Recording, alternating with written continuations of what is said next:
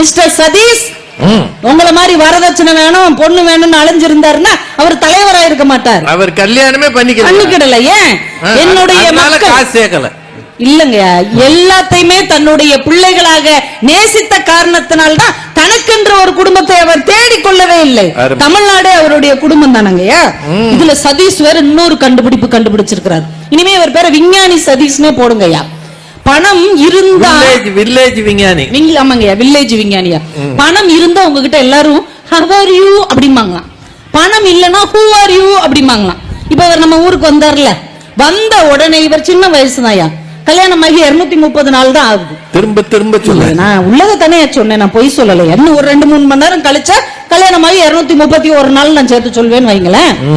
அவர் வந்த உடனே எல்லாரும் கேக்குறாங்க, செல்வன் ஐயா வீட்டுல உட்காந்துருக்கோம், தம்பி நல்லா இருக்கீங்களாப்பா, தம்பி நல்லா இருக்கீங்களாப்பா, எப்பப்பா வந்தீங்க, சாப்பிட்டீங்களாப்பா, ரொம்ப தூரம் டிராவல் பண்ணி வந்தீங்களான்னு இந்த கீழப்பாவூரிலிருந்து அத்தனை உள்ளங்கள் ஓடி வந்து கேட்கிறதே. ஒவ்வொருத்தருக்கும் 1000 ரூபாய் கொடுத்தீங்களா?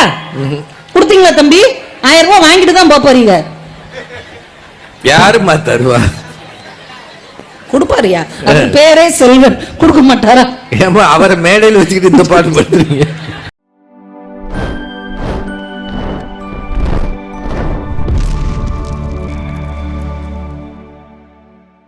உண்மையை சொல்லணும்னா பணம் தான் இல்லையே ஒழிய பாசம் எல்லா பக்கம் இருக்குங்க. மதுரையில் நடந்துச்சு பாருங்க ஒரு காது குத்து விழா. அடே அப்பா, அந்த மாதிரி எல்லாம் தாய் மாமா எனக்கு கிடைக்கலன்னு வருத்தப்பட்டேன். என்ன நடந்தது? 10 டிராக்டர்ல சீர்வரிசை, 10 லட்சம் ரூபாயில மாலை, பண மாலை. இங்க கூட பண மாலை போட்டாங்க. ஆமாங்க, அந்த மாதிரி எங்க கல்யாணத்துல எங்க மாமனார் எனக்கு போட்டுருந்தா பரவாயில்லன்னு நினைச்சேன். இங்க போடும்போது மாமனாரை வச்சு எல்லாத்தையும் வாங்கிறதுனா. ஆமாங்க, நம்ம வரதட்சணை வேண்டான்னு விட்டு கொடுத்துருக்கோம்ல இவங்க ஸ்டேட்மெண்ட் படி. அப்ப விட்டது பிடிக்கணுமா இல்லையா? ஒரு வருஷத்துக்கான எல்லா பொருள் இதெல்லாம் கொடுத்தாதான் நம்மளுக்கு தாய் மாமன்ங்கிற மரியாதை கிடைக்கும்.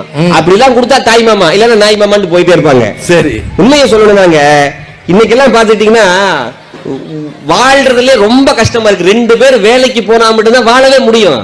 இவங்க தாலாட்டை பத்தி கூட அண்ணன் சொன்னாரு. ஒருத்தர் தாலாட்டு எழுதினாரு, 9 மணிக்கு உன் அப்பா சொந்தமில்லை, 9:30க்கு உன் அம்மா சொந்தமில்லை, கேசட்டில் தாலாட்டு கேட்டபடி நீ உறங்கு அப்படின்னு எழுதினாங்க.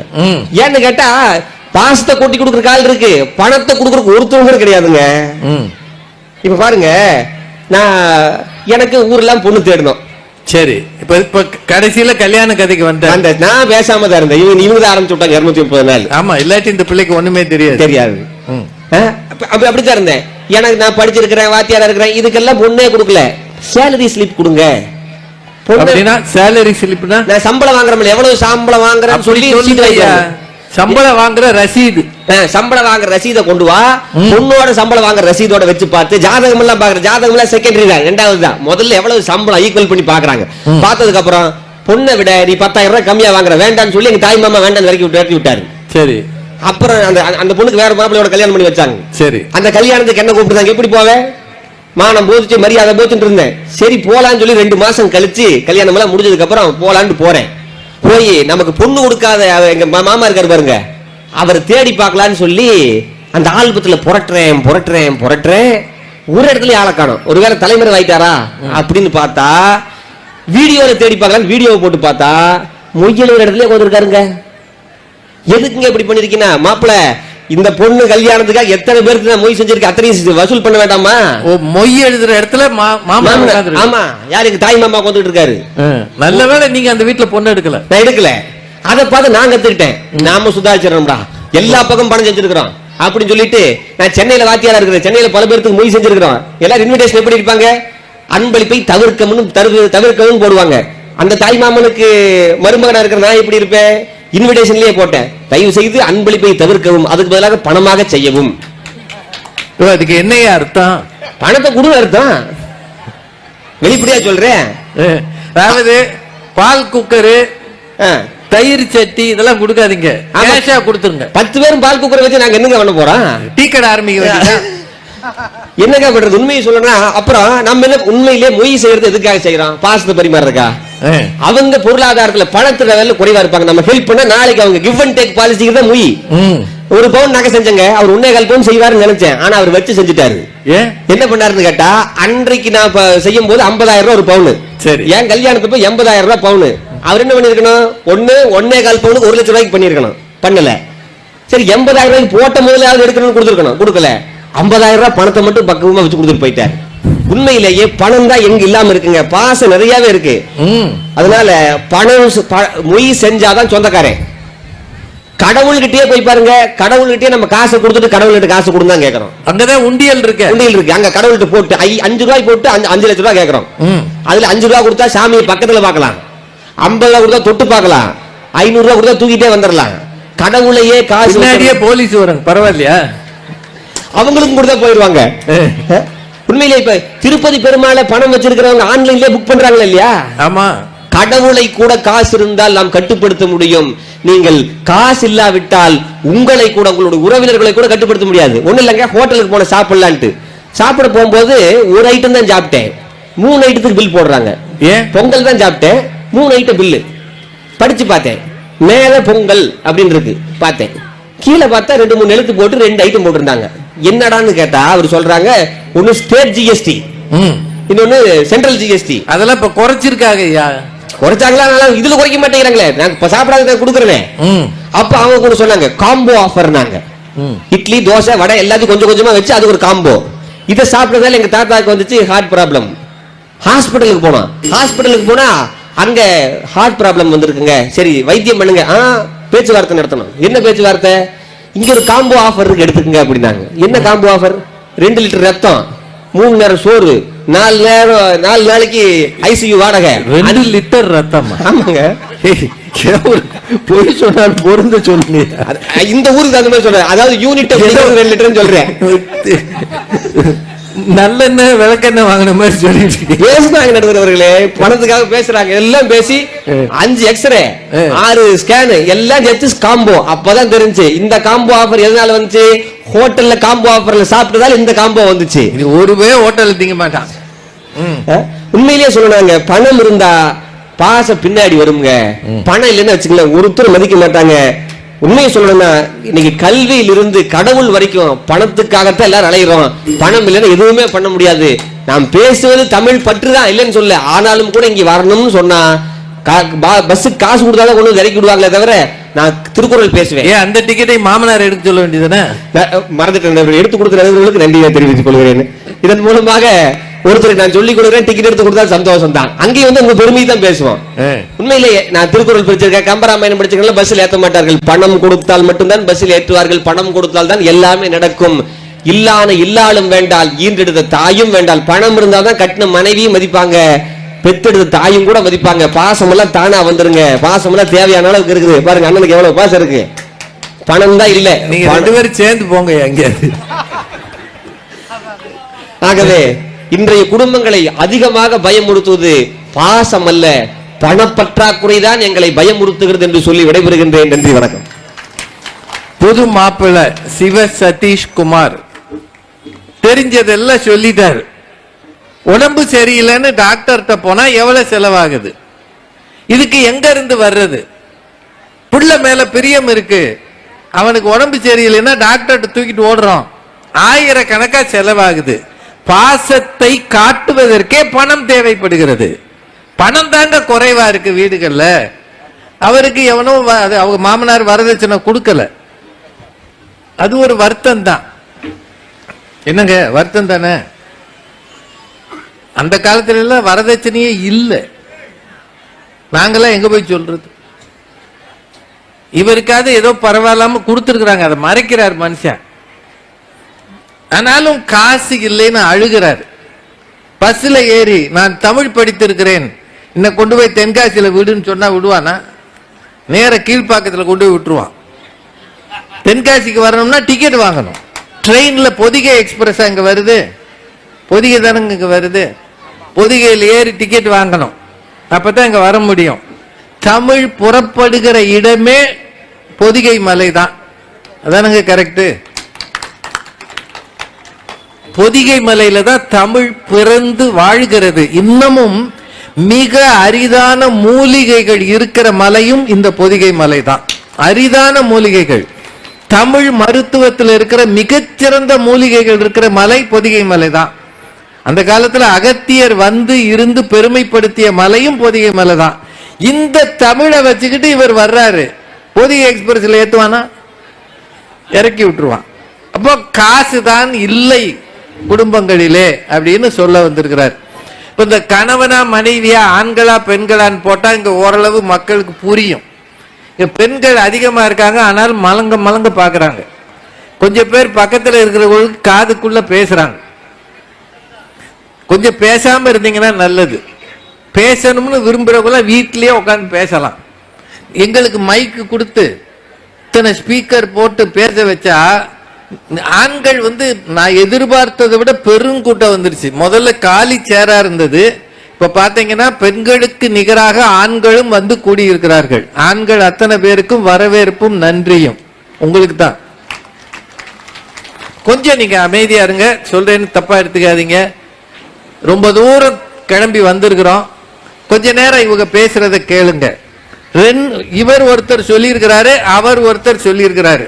அவர் என்ன சொன்னாரு, பாசம்ன்றது கம்மியா இருக்குங்க, ஒருத்தருக்கு ஒருத்தர் பிரியம் இல்லைங்க, சொந்தக்காரங்க எவனும் நம்ம வீட்டுக்கு வர்றது இல்லைங்க, வந்தாலும் வீட்டுல வில்லங்க இழுத்து விட்டு போயிடுறான், ஏண்டா வந்தோம்னு நமக்கே தோணுது, ஒருத்தருக்கு பிரியம் இல்ல, கல்யாண வீட்டுல கூட வந்தவங்களை வரவேற்காம மொய் நோட்டை பார்த்துக்கிட்டு இருக்காங்க, காசு தான் முக்கியம்னு அவர் சொல்லியிருக்கிறார். இப்போ திருமதி கவிதா ஜவஹர் அவர்கள் உங்களுக்கு எல்லாம் நல்ல அறிமுகமானவர். அவங்க பாசப்பற்றாக்குறை, பாசம்தான் குறைந்து இருக்கிறதுன்னு பேச வர்றாங்க. வாங்கம்மா. ஐயா, எதிரணியில இருந்து புது மாப்பிள்ளை திருமணமாகி 230 நாட்களே ஆன சினிமா கம்பெனி மாதிரி நாள் எண்ணிக்கிட்டு இருக்கிறார். இந்த டிவியில படம் போடுவாங்கல்ல, ஓடாத ஒரு படத்தை திரைக்கு சில நாட்களே ஆன அந்த படத்தை போடுறோம்னா அது மாதிரி சதீஷ் எந்த ஊருக்கு போனாலும் இத மனப்பாடமா சொல்லிக்கிட்டே இருக்கிறார். ஏன்னா வாராது வந்த ஒரு வாய்ப்பு அவர் வாழ்க்கையிலும் கிடைச்சிருக்கு. அந்த பகுமானத்துல எந்த ஊருக்கு போனாலும் எனக்கு கல்யாணமாகி 200 நாள் ஆச்சு, எனக்கு கல்யாணமாகி, இந்த சின்ன தம்பி படத்துல ஒருத்தர் தாலிய கையில வச்சுக்கிட்டு எனக்கு கல்யாணம் அலைவர் பாருங்க. கல்யாணத்துக்கு முன்னாடி அப்படி திரிஞ்சாரு, கல்யாணத்துக்கு அப்புறம் இப்படி திர்றாரு. ஆனா எனக்கு ரொம்ப ஒரு ஆச்சரியம் என்ன அப்படின்னா, அவர் எப்படி திருமணம் நடக்கணும்னு ஆசைப்பட்டாரு. ஏக்கா இங்க பாருங்க, வர்றவங்க உங்க ஊருக்காரங்க தானே, இல்ல அவங்க வர்றவங்களே பாக்குறது, சும்மா ஏற்கனவே வந்து உட்கார்ந்து இருக்கோம்ல, நீங்க எதுக்கு வந்தீங்கன்னு கேக்குறாரு. உங்களை பார்க்க தான் வந்திருக்கிறோம், உங்க எவ்வளவு பாசத்தோட வந்திருக்கிறோம். அவர் நல்ல கைத்தட்டல் கொடுங்க பாப்போம். பாத்தீங்களா, அதான் கீழே போகுது. சதீஷ்க்கு இப்படி கை தட்டினாங்களா? இல்லம்மா, வந்ததுல இந்த வரதட்சணையே கிடைக்கல, கையா தட்டுவார். அதத்தான் நானும் பேச வர்றேன். அவர் என்ன ஆசைப்பட்டாரு, ஆடி கார் வேணும் சொன்னாரா, 100 பவுன் வேணும். பொண்ணுக்கு தங்கச்சி இருக்குங்கிறதெல்லாம் விட்டுருங்க, நிறைய பணம் வேணும், கார் வேணும், நகை வேணும், இப்படிப்பட்ட ஒரு பொண்ணு தானே வேணும்னு ஆசைப்பட்டார். ஆனா அது எதுவுமே கிடைக்கல, வரதட்சணையே இல்லாம ஒரு கல்யாணம் ஆச்சு. அவர் ஏன் ஒத்துக்கிட்டாரு? பொண்ணு வேணும். ஏன் பொண்ணு வேணும்னாரு? பணம் காசு கூட நாளைக்கு சம்பாதித்துக் கொள்ளலாம், ஆனால் மனைவி என்கின்ற உறவுதான் இன்றைக்கு முக்கியம் என்கின்ற பாசத்தாலதான் அவர் கல்யாணம் பண்ணிக்கிட்டாரு. ஆனா ஸ்டாண்டிங் ஓவேஷன் இந்த ஊர்ல எனக்கும் கிடைச்சிருக்குங்கயா, கவலைப்படாதீங்க. One man standing ovation. அப்புறம் பயங்கரமா அப்படியே பெரிய கண்டுபிடிப்பெல்லாம் கண்டுபிடிச்சிருக்கிறார். இந்த பணம் என்ன செய்யும் தெரியுமா? நீங்கள் இருந்தாலும் உங்களை ஞாபகத்தில் வைத்திருக்கும், நீங்கள் இல்லாமலே போனாலும் உங்களை ஞாபகத்தில் வைத்திருக்கும். அவர் என்ன சொல்ல வர்றாரு, நீங்க பணக்காரங்களா இருந்தா நாம இருந்தாலும் எல்லாரும் நம்மள நினைப்பாங்களாம், நம்ம பணம் சேர்த்து வச்சுட்டு போயிருந்தா நம்மள இல்லாட்டாலும் எல்லாரும் நினைப்பாங்களாம். இன்னும் ஒரு 10 நாள் கழிச்சு அக்டோபர் 2 வருது. அது என்ன நாள் யாருக்காவது சொல்ல முடியுமா? அக்டோபர் 2 என்ன நாள்? மகாத்மா காந்தி பிறந்த நாள். அவர் எவ்வளவு சொத்து சேர்த்து வச்சுட்டு போனாரு? ஒண்ணும் கிடையாது, ஒரு பைசா கூட இல்லாம அரையாடையோடு இருந்த அந்த கிழவனைத்தான் இந்தியாவின் சொத்து, இந்தியாவின் தந்தை என்று கொண்டாடுகிறோமே தவிர அவர் காலத்திலேயே வாழ்ந்த டாடா பிர்லாவை யாராவது கொண்டாடுறோமா? சட்டை கூட போடல. ஆமாங்க, அதைத்தான் நான் அரையாடைன்னு சொன்னேன். ஒரு குற்றாலம் துண்டு தான். ஆமா, சிவசதீசுக்கு அந்த குற்றாலம் துண்டு தான் கட்டி அனுப்பி வைக்க, அது கூட இல்லாம இருக்காரு. ஆனா நான் கேக்குறேன், இதே நம்மளுடைய தமிழ்நாட்டுல பெருந்தலைவர் காமராஜர் ஒருத்தர் இருந்தாரியா, விருதுநகர்ல பிறந்தார். அந்த விருதுநகர்ல மிகப்பெரிய பணக்காரர்கள் எல்லாம் இருந்தார்கள். அவங்க யாராவது ஒருத்தர் பேர் நம்மளால சொல்ல முடியுமா? ஆனால் காலம் இருக்கிற வரைக்கும் கல்வி இருக்கிற வரைக்கும் பெருந்தலைவர் காமராஜருடைய பெயர் நிலைத்து நிற்கும் என்றால் அவர் எவ்வளவுயா சொத்து சேர்த்தாரு? 150 ரூபாய் கூட அவர் சட்டையில இல்லையா?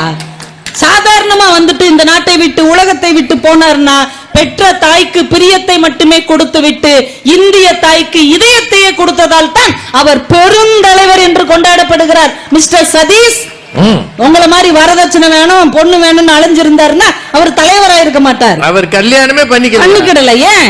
என்னுடைய மக்கள் இல்லங்க, எல்லாத்தையுமே தன்னுடைய பிள்ளைகளாக நேசித்த காரணத்தினால்தான் தனக்கென்ற ஒரு குடும்பத்தை அவர் தேடிக்கொள்ளவே இல்லை. தமிழ்நாடு அவருடைய குடும்பம் தானங்கய்யா. இதுல சதீஷ் வேற இன்னொரு கண்டுபிடிச்சிருக்கிறார். இனிமே அவர் பேர விஞ்ஞானி சதீஷ்னே போடுங்கய்யா. பணம் இருந்தா வில்லேஜ் விஞ்ஞானி. ஆமாங்கய்யா, வில்லேஜ் விஞ்ஞானியா. பணம் இருந்தா உங்ககிட்ட எல்லாரும் how are you அப்படிம்பாங்களாம். பணம் இல்லனா who are you அப்படிம்பாங்களாம். இப்ப அவர் நம்ம ஊருக்கு வந்தார்ல, வந்த உடனே இவர் சின்ன வயசுதான்யா, கல்யாணம் ஆகி 230 நாள் தான் ஆகுது. திரும்ப சொல்ல, நான் உள்ளத தானே சொன்னேன், நான் பொய் சொல்லல. இன்னும் ஒரு 2-3 மணி நேரம் கழிச்சா கல்யாணம் ஆகி 231 நாள் நான் சேர்த்து சொல்வேன்னு வைங்களேன். அவர் வந்த உடனே எல்லாரும் கேக்குறாங்க, செல்வன் ஐயா வீட்டுல உட்கார்ந்துருக்கோம், தம்பி நல்லா இருக்கீங்களாப்பா, தம்பி நல்லா இருக்கீங்களாப்பா, எப்பப்பா வந்தீங்க, சாப்பிட்டீங்களாப்பா, ரொம்ப தூரம் டிராவல் பண்ணி வந்தீங்களான்னு இந்த கீழப்பாவூரிலிருந்து அத்தனை உள்ளங்கள் ஓடி வந்து கேட்கிறதே. ஒவ்வொருத்தருக்கும் 1000 ரூபாய் கொடுத்தீங்களா? கொடுத்தீங்களா தம்பி? 1000 ரூபாய் வாங்கிட்டு தான் போறீங்க. யாருமா தருவா? கொடுப்பாரியா? அவர் பேரே செல்வன், கொடுக்க மாட்டாரா? ஏமா அவரை மேடையில் வச்சுக்கிட்டு இந்த பாட்டு பண்றீங்க? இப்ப யோசிச்சு பாருங்க, சதீஷ பார்த்து யாரும் who are you என்று கேட்கவில்லை, how are you என்றுதான் கேட்டார்கள். நீங்கள் பணக்காரர் என்பதற்காக அல்ல, தமிழர்களின் பேச்சு சொந்தக்காரர் என்பதற்காக உங்கள் மேல உள்ள பாசத்துல தான் தம்பி பேசுனாங்க. இதுல வேற அவர் வந்து ரொம்ப பாடுறாரு, ஒரு தாளாட்டெல்லாம் கவிதை சொல்றாரு. பழைய வைரமுத்து ஐயா கவிதையெல்லாம் தேடி எடுத்து, அந்த குழந்தை வீட்டில் படுத்து இருக்கிறது, தாயும் தந்தையும் வேலைக்கு போய் விட்டார்கள்ங்கிற கவிதையை மனப்பாடம் பண்ணி பாதியிலே விட்டுட்டாரு. ஏன்னா அந்த கவிதை ரொம்ப எடுபடல. ஊர்ல எதுவும் எடுபடாது, கவிதை எடுபடணும். உங்களுக்கு பெரிய மனசுமா? அவர் சொன்னார், குழந்தைய வீட்டுல விட்டுட்டு பெத்தவங்க எல்லாம் சம்பாதிக்க போறாங்க. நானும் ஒண்ணு ஏதாவது சொல்லணும்ல. ஒரு சின்ன குழந்தை இப்படித்தான், அம்மா அப்பா 2 பேர் வேலைக்கு போயிடுறாங்க, பணம் தான் முக்கியம்னு. அந்த 5 வயசு குழந்தை அவங்க அம்மாட்ட கேக்குது, அம்மா நம்ம வீட்டுல உள்ள ஏடிஎம் கார்டை நம்ம வேலைக்கார அம்மாவுக்கு கொடுத்துருவோமா? ஏடிஎம் கார்டுனா பணம் எடுக்கிறது. ஆமாங்கய்யா, பணம் இதுல எடுக்கிறது. அது கூட தெரியாம இருக்க மாட்டாங்கய்யா. என்னங்க சொல்ல முடியாது, ஆதிவாசி கூட்டத்துல பேசுற மாதிரியே சொல்றீங்க. நீங்க கவிதை ஏடிஎம் தெரியுமா? ஏடிஎம் கார்டு நம்ம வீட்டு வேலைக்காரமாவுக்கு கொடுத்துருவோமான்னு அந்த குழந்தை கேக்குது. ஐயோ அதெல்லாம் கொடுக்க கூடாது, எவ்வளவு பணம் நம்ம அதுல வச்சிருக்கோம். சரிம்மா, அந்த பீரோல நீ வச்சிருக்கேல்ல, அந்த நகையெல்லாம் வேலைக்காரமாவுக்கு கொடுத்துருவோமா? ஏன் அப்பெல்லாம் கொடுக்க கூடாது, நகையெல்லாம் எப்படி வேலைக்காரமாவுக்கு கொடுப்பாங்க? சரி, நீ பட்டு சேலையா வச்சிருக்கேல, அத வேலைக்காரமாவுக்கு கொடுத்துருவோமா? என்னடா லூசு மாதிரி பேசுற, நம்ம சம்பாதிச்ச சொத்தை எதுக்கு வேலைக்காரமாவுக்கு கொடுக்கணும்? அதெல்லாம் கொடுக்க கூடாது. ஏமா, நீ பட்டு சேலைய வேலைக்காரமாவுக்கு கொடுக்க மாட்ட, ஏடிஎம் கார்டை கொடுக்க மாட்ட, பணத்தை கொடுக்க மாட்ட, ஆனா என்னைய மட்டும் ஏமாத்தனமும் வேலைக்காரமாட்ட கொடுத்துட்டு போற, எனக்கு எவ்வளவு கஷ்டமா இருக்குன்னு அந்த குழந்தை சொன்னது என்றால் அந்த வீட்டுல பணம் இருக்கியா? பாச பற்றாக்குறை அந்த குழந்தையை இவ்வளவு பேச வைத்திருக்கிறது. எடுத்துட்டு ஓடாதுன்னு நம்பிக்கையில தான் பத்திரிகை அடிச்சிருக்காரியா? எங்கேயாவது இப்படி ஒரு பத்திரிகை நீங்க பாத்திருப்பீங்களா? இல்லம்மா. சுற்றம் சூழ வரும்படி கேட்டுக்கொள்கிறோம் எழுதுனா, இவர் வெறுமனே வரும்படி கேட்டுக்கொண்டிருக்கிறார். அதனால ஒருத்தனுக்கு காசே கொடுக்காம பட்டை நாமத்தை போட்டுட்டு போயிருக்கான். அது அழியாம இன்னைக்கு வரைக்கும் அவர் நெத்தியிலே இருக்குது. அது அவரா போட்டது இல்லையா? நீங்க ஒண்ணு யோசிச்சு பாருங்கய்யா, நம்ம காசே ஒரு 50,000 ரூபாய் காணாம போயிருது. சதீஷ் ரூபான்னு வச்சுக்கோங்க. அவர் நிறைய பணம் வச்சிருக்காரு, பாக்கெட்ல ஒரு 50,000 ரூபாய் ஜிப்பாக்குள்ள வச்சிருக்காரு, காணாம போயிருது. ஒரு 2 நாள் வருத்தப்படுவார், 3 நாள் வருத்தப்படுவார். அப்புறம் என்ன செய்வாரு? இந்த 50,000 தானங்க, இன்னும் 1 வருஷத்துல சம்பாதிச்சிடலாம் தன்னை தேற்றிக் கொள்வார். அதுக்குள்ள சம்பளம் வந்துரும், சம்பாதிச்சிடுறாரு. அவங்க மாமனார் காணாம போயிடுறாருன்னு வைங்க, மொய் எழுதிக்கிட்டு இருந்த மாமனார் உறவு தானங்க, சந்தோஷப்படுவாரா? அவங்க மனைவி எவ்வளவு வருத்தப்படுவாங்க, ஐயோ எங்க அப்பாவை காணுங்க, என்னாச்சுன்னு தெரியலன்னு சொல்லி ஊரெல்லாம் தேடுவாங்களா தேட மாட்டாங்களா? பணம் தொலைந்து போனால் தீபாவளிக்கு மோதிரம் போடுவாரு, அவரை வச்சே கறந்துடலான் இருக்கிறாரு. பால்கார அண்ணாமலை விட மோசமா இருக்கிறார். சரி ஐயா, பணம் தொலைந்து போனால் மீண்டும் நாம் மீட்டெடுத்து விடலாம், ஆனால் ஒரு உறவு தொலைந்து போனால் மீண்டும் அந்த பாசத்தை நிரப்புவதற்கு இந்த உலகத்தில் ஆட்களே கிடையாது என்பதை தயவு செஞ்சு புரிந்து கொள்ளுங்கள். இந்த இடத்துல நீங்க கை தட்டணும். ஒரு பேச்சாளர் வந்து மூச்சு முட்டை பேசுனாங்கன்னா நீங்க கை தட்டணும். நீங்க பேச விடுங்க, நாங்க கை தட்டுறோம். நீங்க பேச விடுங்க, நாங்க கைத்தட்டு வாங்கி தரோம். நல்லா பேசுங்கம்மா.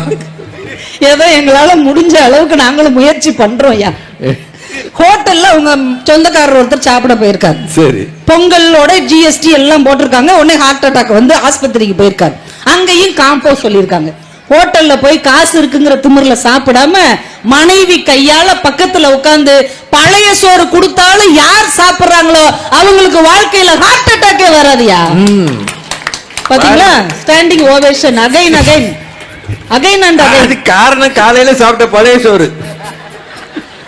பஸ் இல்ல, டிக்கெட்டுக்கு காசு இல்லன்னா பஸ்ஸில் போக முடியுமா? நாங்கெல்லாம் வந்தோம் எப்படி? டிக்கெட்டே கொடுக்காம பிங்க் கலர் பஸ்ல ஏறி வந்தோம். பிங்க் பஸ் கூட கலரா? ஆமா ஐயா, நான் கேக்குறேன், பஸ்ல வந்து காசு இல்லன்னா டிக்கெட் இல்லன்னா இறக்கி விட்டுருவாங்கன்னு சொன்னார்ல, இவரே ஒரு தடவை என்கிட்ட சொன்னாரியா, பொள்ளாச்சியில இருந்து ஆழியாருக்கு போயிருக்கிறார். அதுல 20 ரூபா தான் டிக்கெட், பாக்கெட்ல 500 ரூபா வச்சிருந்திருக்கிறாரியா. கண்டக்டர் கொடுத்திருக்கிறார், என்னையா 20 ரூபா டிக்கெட் 500 ரூபா தர்ற, இறங்கியா சில்லற இல்லன்னு இருக்கிறாரு. ஐயா என்ன செய்யன்னு திணறிக்கிட்டு இருந்திருக்கிறாரு. பக்கத்துல இன்னும் ஒரு மனிதர் சொல்லி இருக்கிறார், இவர் வாத்தியாருங்க, பட்டிமன்றம் எல்லாம் பேசுவாருங்க, ஆன்மீகம் எல்லாம் பேசுவார், இவருக்கு நான் டிக்கெட் எடுக்கிறேன்னு சொல்லி அவரு டிக்கெட் எடுத்தாருன்னு இவர் தான் வரும்போது என்கிட்ட சொன்னார். ஐயோ, இதை ஏன் சொன்னீங்க? அப்ப பணம் இல்லாத இடத்தில் கூட பாசம் அதை இட்டு நிரப்பும் என்பதை தயவு செய்து சதீஷ் அவர்களை புரிந்து கொள்ளுங்கள். அந்த அணியில் இருக்கிறவர்களும் தயவு செய்து புரிந்து கொள்ளுங்கள். நீங்களா நியூஸ் பாக்குறதே இல்ல போல, ஒவ்வொரு நாளும் இந்த நாட்டுல என்ன நடக்கிறது என்று. ஐயா, ஒரு காலத்துல நம்ம கிராமப்புறங்கள்ல பிள்ளைச்சோறுன்னு ஒரு வார்த்தை இருக்குங்க. பிள்ளைச்சோறு கேள்விப்பட்டிருக்கீங்களாமா? ஒரு கர்ப்பிணி பொண்ணு குழந்தை பிறந்திருக்கும், அவ ரொம்ப ஏழையா இருப்பா, அவ கணவன் ஏதாவது வெளியூர்ல இருப்பான், வேலைக்காக போயிருப்பான், கை குழந்தை ஒண்ணு இருக்கும், குழந்தை பெற்றிருப்பா, சமைக்கிறதுக்கு அரிசி கூட இருக்காதுங்கய்யா. அந்த தெருவுல யாரு கொஞ்சம் பணம் அதிகமாக இருக்கிறாங்களோ அவங்க சோறு பொங்கி அந்த மூத்த குழந்தைய கூப்பிட்டு ஒரு கும்பா நிறைய சோறும் குழம்பு நல்லெண்ணெயை ஊத்தி பிள்ளைச்சோறுன்னு சொல்லி உங்க அம்மாட்ட கொடுத்து விடுவாங்கய்யா. அந்த சோறு குழந்தைக்கு மட்டுமல்ல அந்த தாய்க்கும் சேர்த்து வயிற்றை நிரப்பும் என்றால் இழுக்காமை யார் மாட்டும் என்றும் வழுக்காமை வாயின் அதுவொப்பதில் முயுவ விளக்க உரை. யாரிடத்திலும் எக்காலத்திலும் மறந்தும் சோர்ந்திருக்காத தன்மை தவறாமல் பொருந்தி இருக்குமானால் அதற்கு ஒப்பான நன்மை வேறொன்றும் இல்லை. சாலமன் பாப்பையா விளக்க உரை. எவரிடத்திலேனும் எப்போதும் விடாமல் மறதி இல்லாத குணம் மட்டும் இருக்கும் என்றால் அதைப் போன்ற நன்மை வேறு இல்லை. கலைஞர் விளக்க உரை. ஒருவரிடம் மறவாமை என்னும் பண்பு தவறாமல் பொருந்தியிருக்குமேயானால் அதைவிட அவருக்கு நன்மை தரக்கூடியது வேறு எதுவும் இருக்க முடியாது. இழுக்காமை யார் மாட்டும் என்றும் வழுக்காமை வாயின் அதுவொப்பதில் முயுவ விளக்க உரை.